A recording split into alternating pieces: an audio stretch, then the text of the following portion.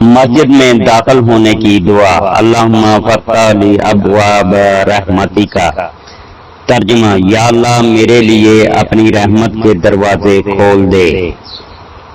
حضرت سیدنا عبداللہ بن عمر رضی اللہ تعالی عنہ سے روایت ہے کہ تاجدار مدینہ صلی اللہ علیہ وسلم نے فرمایا، نماز باجماعت پڑھنا تنہا پڑھنے سے 27 درجہ بڑھ کر ہے۔